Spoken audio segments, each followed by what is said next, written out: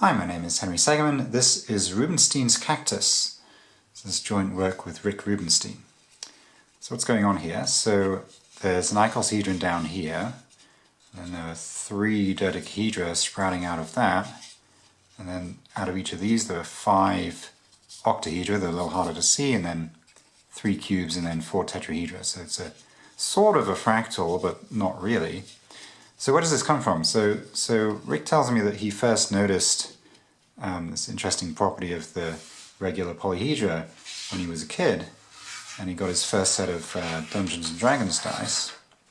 So let's start with the icosahedron.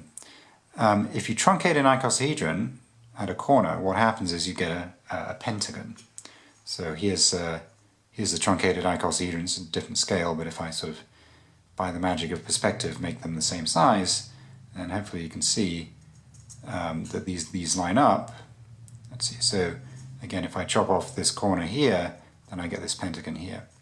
And so if you've got a pentagonal face on your truncated icosahedron, then you can fit the next sized polyhedron, the dodecahedron, onto it. Okay, well, to continue in that fashion, so if I start with the dodecahedron and I truncate that, then I get this truncated dodecahedron, and the truncated faces are triangles. And so the next sized polyhedron fits onto those triangular faces. And if I've got an octahedron and I truncate that, then I get square faces. And so I can fit a cube onto those faces. And if I truncate the cube, I get triangular faces, and I can fit tetrahedra onto those. And that's really what's going on here. The scale is slightly different. So here the truncation is further down than I was showing on these truncated models. So this is truncated so that you get octagonal faces here, and so the truncation sort of goes in so that there's a middle third, if you like. If you truncate further, this came up on my video on Archimedean solids, if you truncate this even further, then you get square faces on the top, and these have got pinched together. And this is the scale at which, or the amount of truncation at which the cactus works.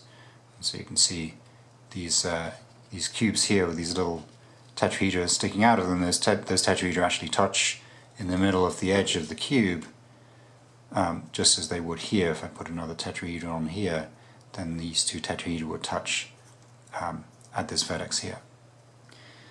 And so the only other thing to describe is how he chose which vertices get truncated and things stuck onto them. So this is the base, it sits on the table here. There's a vertex opposite there's a face opposite that this base face, and the vertices of that face get truncated and things stuck onto them. And again, so there's a base pentagonal face of this dodecahedron, the face opposite gets its vertices truncated and stuff put on them, and so on. And the reason for that is really just, if you don't do that, then things start to collide. Say the cubes coming off of these 2 vertices here will crash into each other. This is Rubenstein's cactus.